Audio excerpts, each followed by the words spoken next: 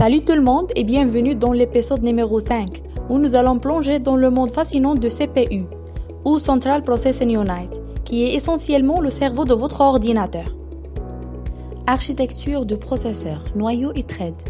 Au cours du processeur, on trouve son architecture.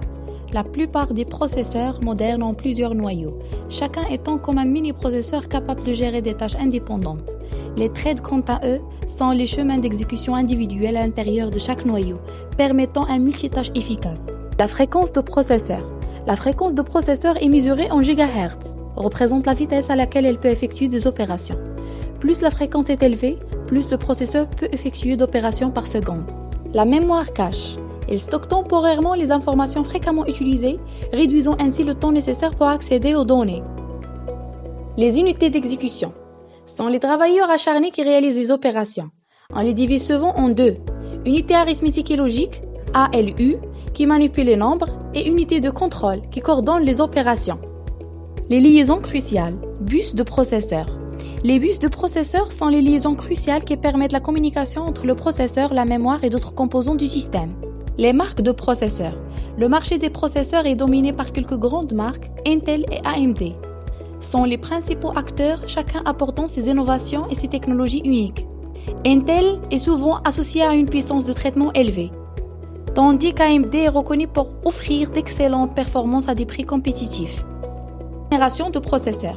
Les processeurs évoluent au fil du temps avec l'introduction de nouvelles générations. Intel par exemple a ses séries Core i3, i5, i7 et i9, avec des versions successives comme la 9e, 10e, 11e génération, etc. De même, AMD propose des séries Ryzen avec des itérations de plus en plus avancées. Modèles et leurs noms.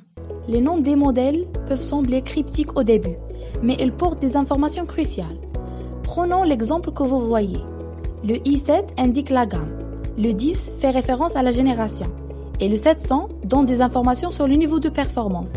Le K signifie souvent que le processeur est déverrouillé par l'overclocking. Les sites de production. Les processeurs sont fabriqués dans des installations de production souvent appelées fonderies ou fabs. Intel par exemple a des usines aux États-Unis, en Irlande, en Chine et en Vietnam. TSMC signifie Société de fabrication de semi-conducteurs de Taïwan. Est une fonderie majeure basée à Taïwan qui produit des puces pour diverses entreprises, y compris l'AMD.